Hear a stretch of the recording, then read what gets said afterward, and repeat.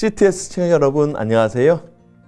저는 울산 성김의 교회를 섬기는 하대중 목사입니다. 가서 너도 이와 같이 하라 라는 말씀으로 은혜를 나누고자 합니다.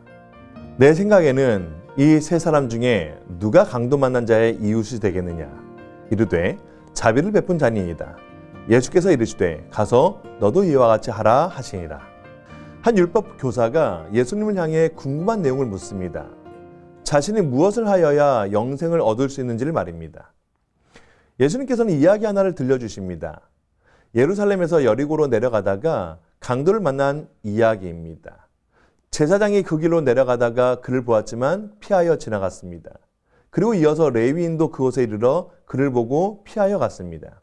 그런데 어떤 사마리아 사람은 여행하는 중에 거기에 이르러 그를 보고 불쌍히 여겼습니다. 가까이 갔습니다. 기름과 포도주를 그 상처에 붓고 싸매어 주었습니다. 그를 자기의 짐승에 태웠습니다. 주막으로 데리고 갔습니다. 하루 동안 간호해 주었습니다. 다음날 주막 주인에게 데나리온들을 주면서 부탁합니다. 이 사람을 돌봐주고 비용이 더 들면 다시 돌아올 때 갚겠다고 합니다. 예수님께서는 사마리아 사람을 등장시키십니다. 율법 교사의 입장에서 보면 사마리아 사람은 세리와 창기보다 더 불결하고 멸시해야 할 대상이었습니다. 그런데 그 사람이 강도를 만난 사람을 위해 행한 일이 영생을 얻는 일이라고 소개하신 겁니다. 바로 여기서 주목해야 할 내용이 있습니다. 불쌍히 여겼다는 말씀 때문입니다. 불쌍히 여기다의 어원은 사자성어로는 말하자면 단장지혜입니다. 불쌍히에 사용된 헬라어가 스플랑크논입니다. 창자라는 뜻입니다. 곧 창자가 끊어지는 아픔. 무슨 말씀입니까? 예수님의 긍휼히 여기시는 마음을 말하는 거죠. 예수님께서 긍휼히 여기시는 마음은 죄인들을 향하여 불쌍히 여기시는 마음입니다. 어떤 의미입니까?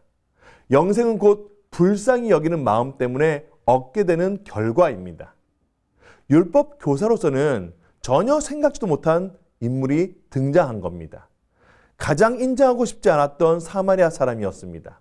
그런데 그 사마리아 사람이 강도 만난 자를 불쌍하게 여겼습니다. 창자가 끊어질 듯이 아픈 마음으로 그를 보살펴 주었습니다. 예수님께서 이 율법 교사에게 왜 이 비유를 말씀하신 걸까요? 무슨 의미가 있겠습니까? 진정한 영생은 율법 때문에 얻지 못한다는 사실을 알려주고 계시는 겁니다. 예수님께서 오시기 전에는 율법으로 살아야 했습니다. 그것이 사실이죠. 하지만 예수님께서 이 세상에 오셨습니다. 그리고 율법을 뛰어넘어 새로운 영생의 길이심을 알려주고 계시는 겁니다.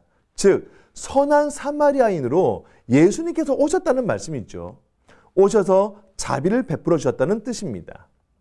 가서 너도 이와 같이 하라. 예수님께서는 율법 교사에게 가장 마지막에 하신 말씀입니다. 이와 같이 하라는 의미는 무엇을 말하겠습니까? 일반적으로는 선한 사마리아 사람처럼 하라는 뜻입니다. 그런데 이와는 반대로 해석하는 경우도 있습니다. 매우 드물지만 이 말씀은 선한 사마리아 사람을 만나라 라고 하신 내용으로 해석하기도 합니다. 왜입니까? 율법 교사, 그가 오늘 소개되고 있는 강도 만난 자라는 사실을 밝히고 폭로해주고 있기 때문입니다. 한마디로 겉만 멀쩡했지 실상은 거의 죽은 것과 다를 것 없는 그 사람이 율법 교사라고 보는 경우입니다. 그렇기 때문에 그에게 있어서 이와 같이 하라라는 뜻은 사마리아 사람을 만나서 나음을 입으라 또는 보살핌을 받아라 라고 적용하기도 합니다. 여러분들도 가서 강도 만난 자의 이웃이 되어 주십시오. 그런데 혹시 저와 여러분이 강도 만난 자라면 선한 사마리아인으로 오신 예수 그리스도를 만나십시오. 그렇게 해야만 살 길이 열리기 때문입니다. CTS 시청자들의 삶의 모습 가운데 이러한 놀라운 이적이 이어지기를 진심으로 바랍니다.